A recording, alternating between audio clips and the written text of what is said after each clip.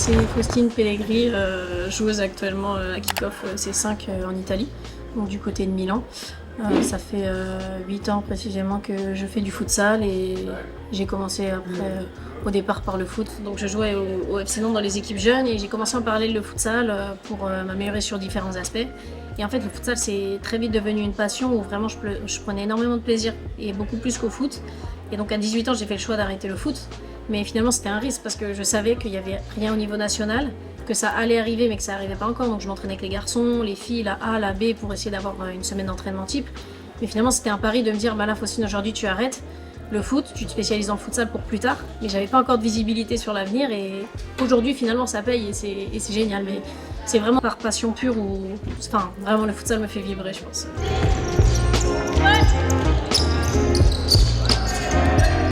J'avais fait l'année dernière 2 semaines d'entraînement avec eux. Donc ça faisait déjà 2 ans que j'allais un petit peu, j'étais allée en Espagne à Madrid, là du coup à Milan pour voir le futsal à l'étranger justement, voir comment ça se déroulait.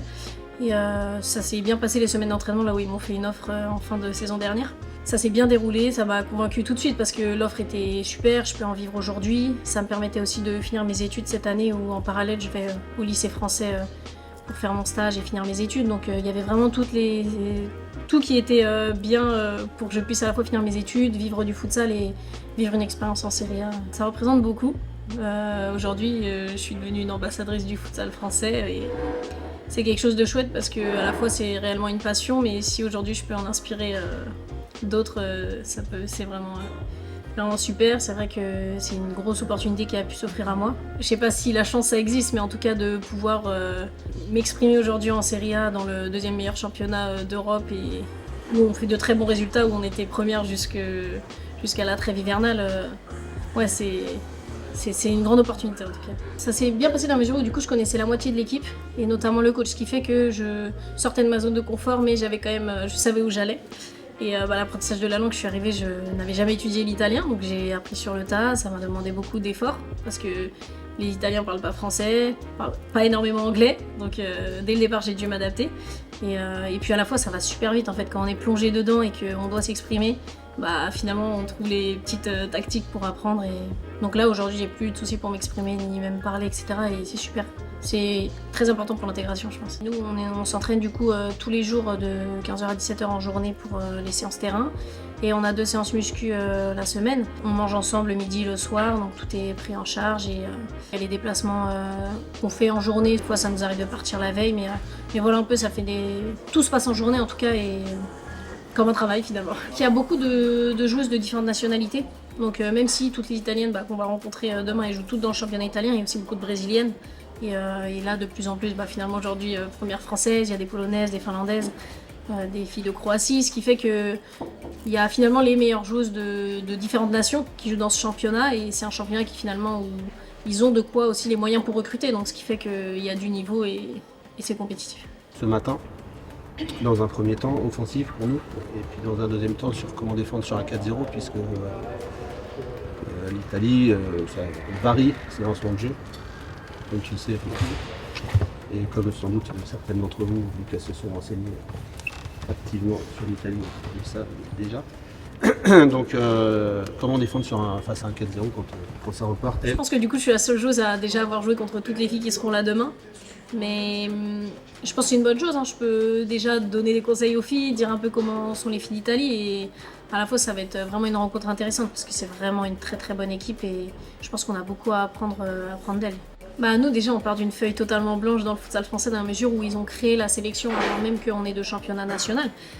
Donc on est sur une super dynamique. Dès le départ on a eu des bons résultats. On a pu gagner la Futsal Love Serbia la saison dernière et on s'est qualifié pour le tour élite de la Coupe du Monde. On avait cet objectif, mais on débutait, donc on savait qu'on rencontrait l'Ukraine qui est une très bonne nation, qui a fait des finales d'Euro.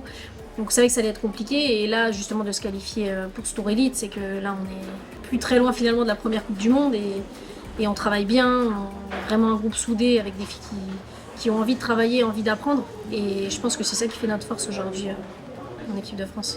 La deuxième étape pour préparer le tour élite parce qu'on va rencontrer l'Espagne, on va rencontrer la Pologne, on va rencontrer la Finlande.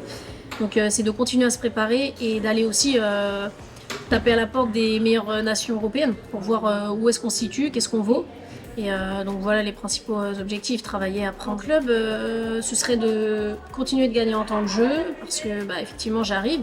Et il faut montrer qu'on est capable, il faut faire ses preuves, donc continuer de faire mes preuves, d'apporter à l'équipe, donc notamment en continuant de marquer, être plus régulière à chaque match. À long terme, ce serait de continuer à l'étranger, en attendant qu'il y ait un championnat de France en France pour continuer de gagner en expérience. Et puis essayer d'aller dans des clubs avec des grandes ambitions, en tout cas de côtoyer des grandes joueuses pour justement prendre cette expérience. Et moi, je t'ai vu. Ouais. Je sais pas pourquoi, mais je suis entre les deux. Ça fait quel âge?